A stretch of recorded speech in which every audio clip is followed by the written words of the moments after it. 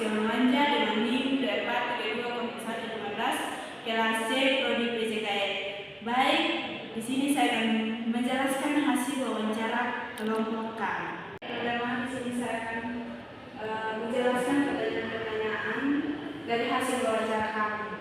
Baik, Kak, yang nomor pertama itu bagaimana strategi guru menerapkan materi pembelajaran?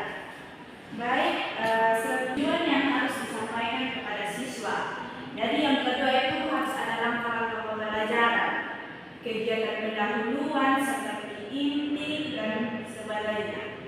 Yang ketiga itu harus adanya metode. Metode seperti apa? Seperti contohnya anak-anak bermain bola kasti, tetapi anak satu tidak memiliki bola kasti, tetapi kita harus memodifikasi dari kertas-kertas bekas atau barang bekas atau sebagainya. Baik, yang pertanyaan yang kedua itu bagaimana strategi guru merumuskan tujuan pembelajaran? Baik teman-teman, strategi guru untuk merumuskan pembelajaran itu ada dua contoh, yaitu terampil dalam bergerak. Sepertinya di SD biasanya mereka menggunakan fase C. Fase C itu seperti adanya terampil, seperti adanya kegiatan belajar mengajar, bergerak di lapangan, atau melakukan kegiatan di lapangan. Yang kedua itu anak-anak sudah tahu, mereka lebih terampil dalam memahami materi atau gerak-gerak yang kita ajarkan. Harus adanya kerjasama antara guru dan siswa. Yang ketiga itu belajar melalui gerak.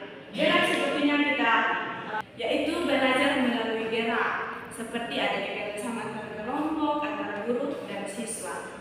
Baik, yang ketiga itu bagaimana strategi guru menggunakan berbagai strategi atau modul pembelajaran untuk meningkatkan partisipasi dan tingkat belajar siswa. Baik teman-teman, strategi untuk meningkatkan pembelajaran siswa itu sepertinya ada contoh berbagai itu sesuai dengan kebutuhan atau peralatan yang ada di sekolah. Model biasanya diambil dari adanya permainan, adanya materi yang kooperatif, artinya materi yang membuat kelompok, adanya kerjasama antara guru dan siswa, kerjasama tim. Yang ketiga itu ada interaktif dalam bentuk video. Kita harus membuat video antara anak-anak supaya mereka itu lebih materi itu harus kooperatif, dalam artian yaitu seperti membuat kelompok, adanya kerjasama antara tim. Yang berikut itu adanya kita harus membuat video supaya anak-anak lebih menarik lagi dengan materi yang kita sampaikan, supaya anak-anak lebih adanya kerjasama antara tim. Ya. Baik, yang keempat itu bagaimana strategi guru meningkatkan performa atau keterampilan. Mengenai performa atau keterampilan anak-anak, yaitu harus adanya lingkungan yang aman.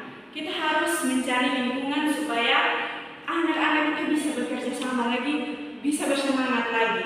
Yang ketiga itu adanya komunikasi juga penting bagi anak-anak dan guru. Kita harus menjaga kerjasama yang baik, kita harus menjadi kakak buat mereka, adik buat mereka, atau sebagainya. Itu harus menjaga keterampilan yang baik. Yang ketiga itu harus adanya komunikasi. Harus adanya komunikasi yang baik antara guru dan siswa. Artinya yaitu adanya komunikasi yang baik antara guru dan siswa.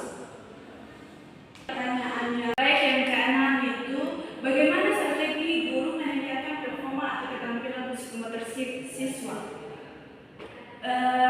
Belajar tentang keterampilan psikomotorik siswa.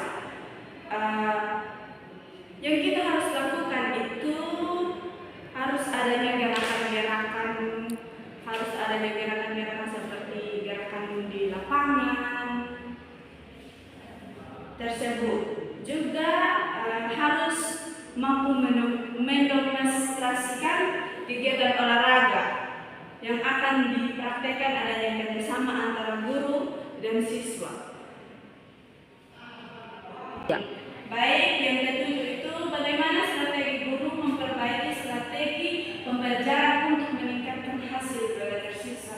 Mengenai meningkatkan hasil belajar siswa, yaitu kita harus memperbaiki, kita sebagai guru itu harus memperbaiki pembelajaran apa yang, metode apa yang kita harus ajarkan kepada anak-anak.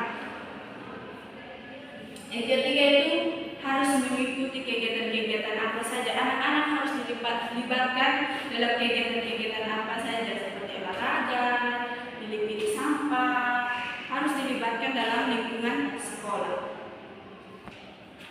Baik teman-teman, mungkin hanya ini saja penjelasan singkat dari saya. Sekian dan terima kasih.